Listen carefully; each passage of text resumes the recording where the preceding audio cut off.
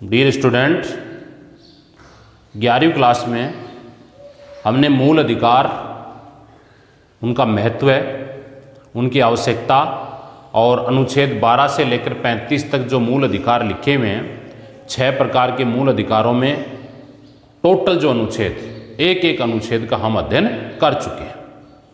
अब इस लेसन में केवल 2 चीज़ें बची हैं। लेसन नंबर 2 जो है आपका सेकंड बुक है, भारतीय संविधान सिद्धांत और व्यवहार, है ना। इसमें दूसरे लेसन में केवल 2 चीज़ें बची है। नंबर 1 बची है नीति निर्देशक तत्व और नंबर 2 है मूल कर्तव्य। ठीक है, इन 2 टॉपिक और होने के बाद में आपका ये लेसन कंप्लीट हो जाएगा। तो आज हम पढ़ेंगे क्या, नीति निर्देशक तत्व। देखो, सबसे पहले बात करते हैं कि नीति निर्देशक तत्व होते क्या हैं, है ना। तो नीति निर्देशक तत्वों से तात्पर्य सरकार को कानून निर्माण करने में जो दिशा निर्देश मिलते हैं, है ना, जिससे लोक कल्याणकारी राज्य की स्थापना होती है, ऐसे तत्वों को नीति निर्देशक तत्व कहते हैं, है ना। तो सरकार को मिलने वाले दिशा निर्देश जिसके आधार पर लोक कल्याणकारी राज्य की स्थापना हो, ऐसे तत्वों को नीति निर्देशक तत्व कहते हैं। यानी सरकार कानून बनाते समय नीति निर्देशक तत्वों का महत्व समझे, नीति निर्देशक तत्व की विषय वस्तु को समझने का प्रयास करें। ठीक है, अब देखो ये नीति निर्देशक तत्व कहां से उधार लिए, क्योंकि भारत का संविधान तो पूरा का पूरा उधारा है। किसी देश से हमने कोई चीज उधार ली, दूसरे से कोई चीज उधार ली, तीसरे से कोई चीज उधार ली। जैसे एक व्यक्ति कहीं कोई शादी समारोह में जाना है तो किसी से पैंट उधार लेता है, किसी से शर्ट, किसी से चश्मा, किसी से जूते और किसी से गाड़ी उधार लेकर चला जाए, है ना, और कहता है कि मेरे जो ड्रेस वगैरह है वो क्या है, सर्वश्रेष्ठ है ना। तो वैसे ही हमारा संविधान है वो सर्वश्रेष्ठ है। क्यों? क्योंकि ये विदेशों से उधार लिया हुआ है। इसकी आलोचना करने वाले कहते हैं कि भारत का संविधान उधार का थैला है, इसमें उधार से भरे हुए हैं सब चीजें, लोग हमें मांग रहे हैं पैसे। तो देखो, इसमें उधार का थैला है, फिर भी हम बात करते हैं कि भारत के जो नीति निर्देशक तत्व हैं वो किस देश के संविधान से लिए गए। तो देखो, नीति निर्देशक तत्व हैं वो आयरलैंड के संविधान से प्रेरित होकर, आयरलैंड के संविधान से प्रेरित होकर भारतीय संविधान में नीति निर्देशक तत्वों को समावेश किया गया है। अब हम बात करते हैं कि इनको कहां लिखा गया है। तो देखो, भारतीय संविधान के भाग 4, है ना, भाग तो कौन सा है, 4, और अनुच्छेद 36 से 51 तक किसका उल्लेख है, नीति निर्देशक तत्वों का उल्लेख है। प्रश्न आता है कई बार। पहला प्रश्न आता है, ये भारत के संविधान में नीति निर्देशक तत्व किस देश से प्रेरित होकर लिए गए, तो आयरलैंड के संविधान से प्रेरित होकर लिए। नीति निर्देशक तत्व भारतीय संविधान के किस भाग में लिखे हुए हैं, तो भाग 4 में लिखे हुए हैं, और अनुच्छेद कितने में, 36 से 51 तक नीति निर्देशक तत्वों का उल्लेख किया गया। अब देखो, भारत में जो नीति निर्देशक तत्व हैं इनको उप पॉइंट में बांटा, जैसे आर्थिक आधार पर, सामाजिक आधार पर, राजनीतिक आधार पर और विदेशों से संदर्भ में नीति निर्देशक तत्व है। तो हम एक एक का वर्णन करेंगे। सबसे पहले हम बढ़ते हैं आर्थिक सुरक्षा संबंधी नीति निर्देशक तत्व, है ना। आर्थिक सुरक्षा का मतलब है आर्थिक सुरक्षा संबंधी नीति निर्देशक तत्व है। आर्थिक सुरक्षा से मतलब है कि भारत में जितने भी लोग निवास कर रहे हैं उन्हें आर्थिक आधार पर बराबर बनाया जाए, किसी भी प्रकार का किसी भी व्यक्ति के साथ भेदभाव नहीं किया जाए।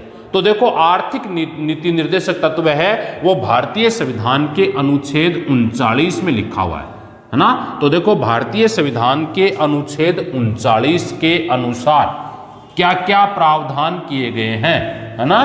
भारतीय संविधान के अनुच्छेद 39 के अनुसार कौन कौन सा भारतीय संविधान के नीति निर्देशक तत्वों में प्रावधान किए गए हैं। आप देखो, इसमें नंबर 1, है ना, पहली बात लिखी गई है, पुरुष और स्त्री सभी को जीविकोपार्जन, जीविकोपार्जन का मतलब है अपना घर चलाने के लिए बराबर का व्यवसाय करने या नौकरी पैसा करने का अधिकार होना चाहिए, है ना। इसमें किसी प्रकार का कोई भी भेदभाव नहीं होना चाहिए। यानी पहली बात क्या लिखी हुई है भारतीय संविधान के अनुच्छेद 39 के अनुसार, सभी स्त्री पुरुषों को रोजगार प्राप्त करने का समान अधिकार होना चाहिए, है ना। इसमें किसी प्रकार का कोई भी भेदभाव नहीं होना चाहिए। सरकार तो करती क्या है, स्त्रियों को विशेष प्रोत्साहन देती है। यानी सरकारी नौकरियां या स्थानीय निकायों में 33% और 50% दे दिया स्थानीय निकायों में तो महिलाओं को 50% आरक्षण, सरकारी नौकरियों में महिलाओं को 33% आरक्षण देकर महिलाओं को भी पुरुषों के बराबर बनाने का प्रयास किया गया। ये इसके मामले में बाधक नहीं माना जाएगा, ठीक है। तो पहली बात क्या है कि भारतीय संविधान के अनुच्छेद 39 के अनुसार पहला काम क्या किया गया, सभी स्त्री पुरुषों को क्या कर देंगे, जीविकोपार्जन के समान साधन उपलब्ध कराने की बात कही गई है। क्लियर।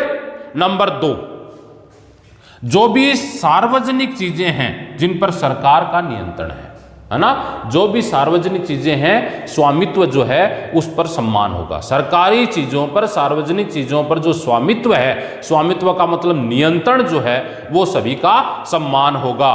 तो देखो समुदाय के जो भौतिक साधन हैं, है ना, भौतिक समुदाय के भौतिक साधनों से तात्पर्य जो भी सरकारी चीजें, जैसे रेलगाड़ी है, जैसे बस स्टैंड है, जैसे सरकारी बसें हैं, सरकारी विद्यालय हैं, सरकारी भवन है, सरकार के द्वारा बनाई गई सड़क है ना। इसके अलावा कोई सार्वजनिक और चीजें जितनी भी हैं सरकार के द्वारा, जो भी सरकारी जिस पर नियंत्रण और स्वामित्व है, नियंत्रण का मतलब उसका यूज करना और स्वामित्व का मतलब मालिकाना हक सबका बराबर होगा। जो भी भारत के निवासी हैं वो सब बराबर होंगे, उसमें किसी भी प्रकार का किसी भी व्यक्ति के साथ भेदभाव नहीं किया जाएगा। ये बात लिखी हुई है नंबर 2 पर। तीसरी बात देखो, संपत्ति और उत्पादन के साधनों का केंद्रीयकरण नहीं हो, है ना। संपत्ति और उत्पादन के साधनों का इन्होंने बात कही है विकेंद्रीयकरण करने की, है ना, डिसेंट्रलाइजेशन। विकेंद्रीयकरण का मतलब ये हुआ कि संपत्ति का बंटवारा इस प्रकार हो कि एक व्यक्ति के पास अधिक संपत्ति इकट्ठी नहीं हो जाए, है ना। जैसे मुकेश अंबानी का नाम आता है, धीरू भाई अंबानी का नाम आता है, तो ये इनके पास, इसके अलावा बड़े बड़े उद्योगपति जो हैं, है ना, या यूं कहें समाज में बहुत पैसे वाले जो लोग हैं, केवल संपत्ति है उनके पास ही नहीं हो जाए, संपत्ति का क्या किया जाए, विकेंद्रीयकरण किया जाए। और सरकार विकेंद्रीयकरण करने के लिए करारोपण सिद्धांत लगाती है। क्या लगाती है, करारोपण सिद्धांत, है ना। करारोपण सिद्धांत का मतलब है टैक्स लगाती है। ये टैक्स, जैसे जैसे व्यक्ति की संपत्ति बढ़ती है वैसे वैसे उस पर टैक्स बढ़ता चला जाता है ना।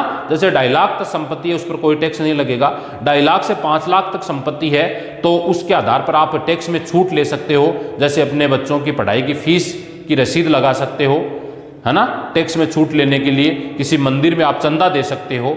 इसके अलावा आप कोई LIC यानी इन्वेस्टमेंट कर सकते हो। इतने जो 2.5 लाख से ऊपर की जो आपकी आय है उसके आधार पर 5 लाख के बाद में आपको टैक्स चुकाना पड़ेगा। अब जैसे जैसे इनकम ऑफ सोर्स बढ़ते जाते हैं, इनकम बढ़ती जाती है, वैसे वैसे टैक्स। अब इस टैक्स से जो पैसा आएगा, है ना, इस टैक्स से क्या आएगा, सरकार के पास में रुपए आएंगे ना। जो टैक्स से ये रुपए आया, इन रुपयों को गरीब लोगों पर खर्च करेंगे, है ना। इनको किस पर खर्च करेंगे, गरीबों पर खर्च करेंगे। जैसे ये ना महात्मा गांधी राष्ट्रीय गारंटी रोजगार अधिनियम 2005, है ना, नरेगा, महानरेगा जो चल रही है, इस महानरेगा में जो समाज के गरीब तबके के लोग हैं, जो पिछड़े हुए लोग हैं, उनको भी रोजगार के अवसर, 100 दिन तक रोजगार मिल सके, ऐसे रोजगार के अवसर उपलब्ध करवाने के लिए सरकार गांव-गांव में कार्य संचालित करती है। यानी जो पैसे हमारे पास हैं, जो ज़्यादा पैसे हमारे पास हैं, उन पैसों को क्या लेकर किया जाए, समाज का जो गरीब तबका है, समाज का जो कमज़ोर तबका है, समाज के जो गरीब वर्ग हैं, उन गरीब वर्गों को भी मुख्य धारा में लाने के लिए सरकार करारोपण का सिद्धांत अपनाती है। और जो संपत्ति है उस संपत्ति का केंद्रीयकरण नहीं हो, संपत्ति का क्या हो, विकेंद्रीयकरण हो। अगली बात लिखी हुई है, स्त्री और पुरुषों दोनों को समान कार्य के लिए समान वेतन मिलना चाहिए, है ना। ये तो हो गई तीसरी बात। अब चौथा काम क्या है, स्त्री और पुरुष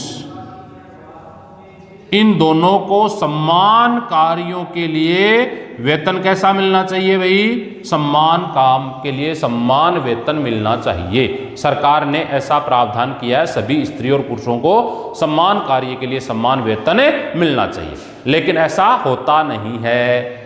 सामान्यतः हमारे यहाँ जो मजदूर जाते हैं, जिसे क्षेत्रीय भाषा में अलग अलग लोगों को अलग अलग कहते हैं, जैसे आप हमारे क्षेत्र की बात करें शेखावाटी में तो उनको मजदूरी, दिहाड़ी मजदूरी ऐसे कहते हैं, और इधर जोधपुर की तरफ की बात करें तो उनको कहते हैं बढ़िया, जोधपुर अजमेर की बात करें तो उनको कहते हैं मजदूर, है ना। तो ये सब जो काम करने वाले लोग हैं उन्हें हम क्या कहेंगे? इनको समान वेतन नहीं मिलता है, लेकिन सरकारी काम में, है ना, जो भी है एक पद का, चाहे वो स्त्री हो और चाहे पुरुष हो, उनको समान वेतन मिलेगा। वेतन के आधार पर किसी प्रकार का कोई भेदभाव नहीं, तभी तो आर्थिक समानता स्थापित होगी, है ना, अन्यथा आर्थिक समानता स्थापित नहीं होगी। तो सम्मान। अब एक बात और है, श्रमिक पुरुषों और श्रमिक स्त्रियां दो होती हैं, है ना। काम करने वाले पुरुष भी हो सकते हैं और स्त्रियां भी हो सकती हैं। तो इनकी जो काम करने की मनोदशा है, यानी जहां ये काम कर रहे हैं वहां का वातावरण और वहां का रहन सहन अच्छा करने का जिम्मेदारी हो, है ना। और जो स्त्रियां हैं उन स्त्रियों की भी वहां काम करने की, जो सुकुमार अवस्था की पुरुष हैं उनकी है, बच्चे हैं, उनको उस काम में नहीं लगाया जाए, और स्त्रियों को जहाँ वहाँ यथोचित, है ना, स्थान मिले काम करने के तरीकों में।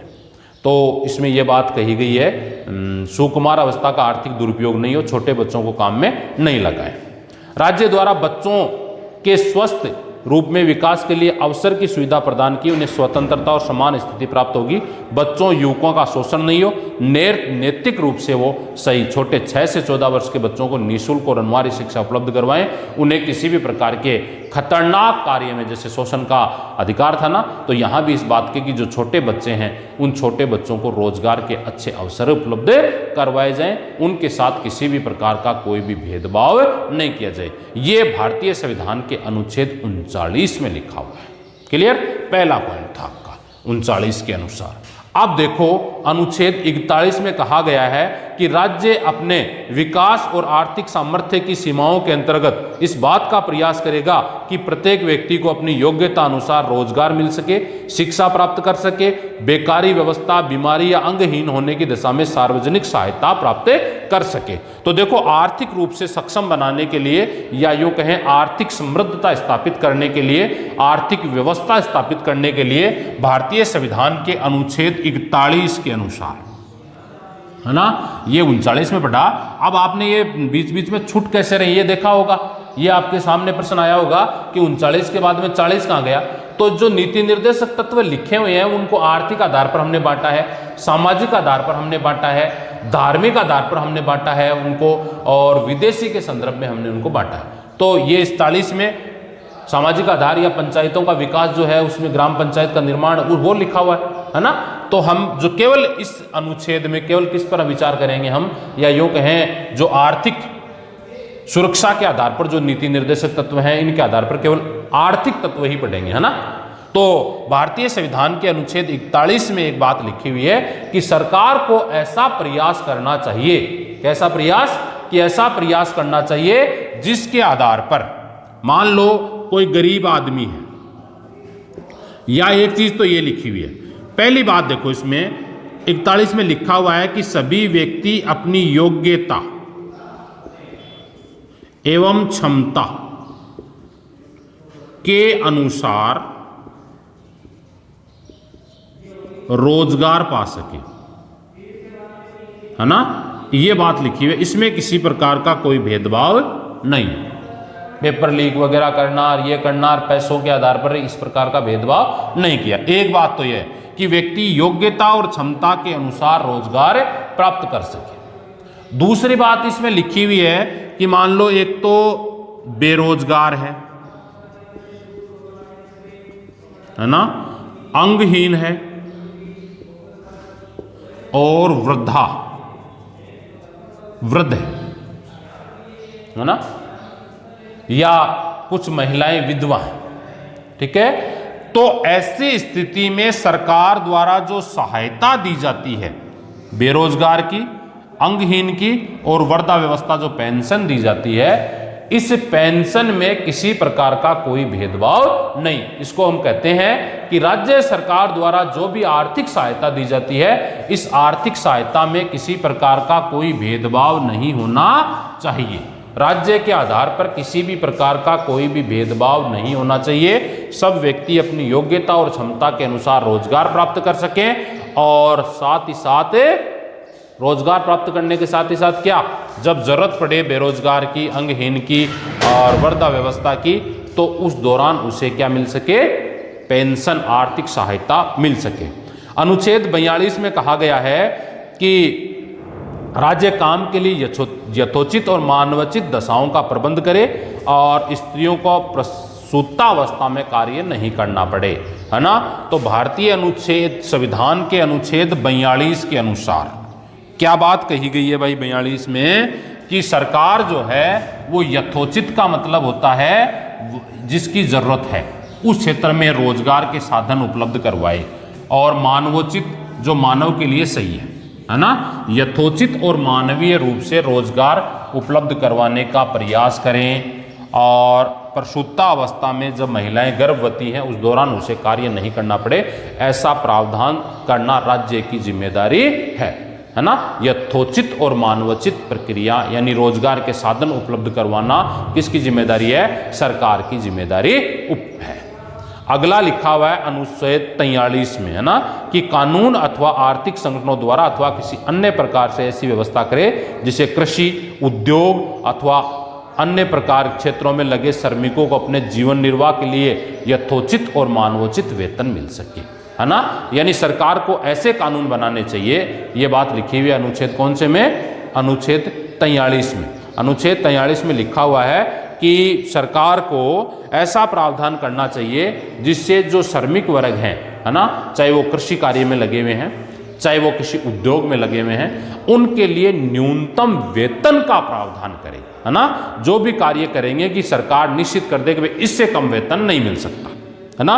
और सरकार निश्चित, जैसे मान लो भाव तय करती है ना, समर्थन मूल्य भाव तय करती है सरकार। और समर्थन मूल्य में क्या होता है, आप जैसे कोई उत्पादन है किसान के पास, है ना, अब यदि उससे आपको कम मिल रहा है, जैसे मान लो कि अब मूंगफली का समर्थन मूल्य 5500 रुपये किया सरकार ने, तो 5500 रुपये में यदि आपको मूंगफली बेचनी है तो आप सरकार को बेच दो, और उससे यदि ज्यादा आपको कहीं मिल रहे हैं तो आप दूसरी जगह बेच दो, और कम मिल रहे हैं तो सरकार को बेच दो। ये होता है समर्थन मूल्य।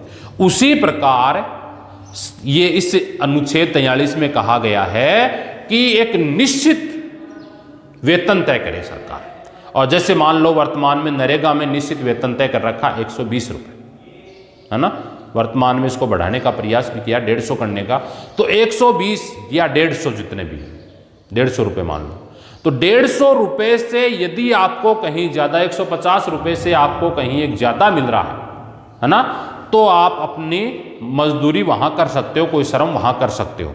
और यदि आपको इससे कम मिल रहा है तो आप ग्राम पंचायत में अपना जॉब कार्ड बनवाकर और ग्राम पंचायत में आपका नाम लिखवा सकते हो, और नाम लिखवाकर आप वहां रोजगार कर सकते हो। इसलिए सरकार को क्या है, सरकार ने यह प्रावधान किया है, सरकार ने यह प्रयास किया कि न्यूनतम जो वेतन है उस वेतन से कम में किसी व्यक्ति से कोई कार्य नहीं करवाए। न्यूनतम तय कर दिया कि इससे कम आपको वेतन नहीं दिया जाएगा। अगला है, इसी में ग्रामीण क्षेत्रों में कुटीर उद्योग, सहकारी उद्योग स्थापित करने के लिए सरकार प्रयास भी, मतलब उनको सरकार है वो बैंकों के माध्यम से जनता को लोन देने का प्रयास भी करेगी। कमजोर वर्गों के लिए निःशुल्क कानूनी सहायता का प्रावधान किया गया है। इसके बाद में बात करें हम अनुच्छेद 43 क के अनुसार राज्य उचित व्यवस्थापन अथवा अन्य प्रकार के औद्योगिक संस्थापन का प्रबंध करे जिसमें श्रमिकों की भागीदारी बढ़ाने का भी प्रयास किया गया। हालांकि ये बात लिख दी गई, लेकिन आज तक किसी भी उद्योग में श्रमिकों की कोई भागीदारी नहीं होती। श्रमिकों का काम इतना ही है, वो श्रम करो, उनका निश्चित वेतन है, जो उनकी जो मजदूरी है वो मजदूरी प्राप्त करो। लेकिन सरकार ने ये नीति निर्देशक तत्वों में ये बात का उल्लेख किया, सरकार ने बनाया भी है, इसको प्रयास भी किया है कि जो भी उद्योग है उस उद्योग में यदि इनकम ऑफ सोर्स ज़्यादा होती है, बचत ज़्यादा होती है, बेनिफिट ज़्यादा होती है, तो सरकार ऐसा प्रयास करे कि जो बेनिफिट है उसमें कुछ बेनिफिट है वो किसको बांटे भाई, श्रमिकों को भी बांटे और श्रमिकों का उसमें भागीदारी बढ़ाए। लेकिन ऐसा संभव नहीं है, आज तक तो किसी उद्योग में हुआ नहीं, आगे हो जाए तो भाई। अब ये जो बोनस दिए जाते हैं ना, दीपावली पर जो बोनस दिए जाते हैं, ये श्रमिकों की भागीदारी बढ़ाने का प्रयास है। उनको एक्स्ट्रा में जो मिलता है वो बोनस के रूप में उनको दे दिया जाता है। ये श्रमिकों की भागीदारी बढ़ाने का ही प्रयास किया गया है, या श्रमिकों को एक क्षेत्र के रूप में मिलने का काम किया गया है। अनुच्छेद 48 के अनुसार राज्य कृषि और पशुपालन जो है ना, 48 में एक बात कही गई है, अनुच्छेद 48 के अनुसार एक तो कृषि और पशुपालन, इनको वैज्ञानिक ढंग से अपनाने का प्रयास करे सरकार, है ना। वैज्ञानिक ढंग से कृषि और पशुपालन जो है उनको वैज्ञानिक ढंग से आगे बढ़ाने का प्रयास करना चाहिए सरकार को।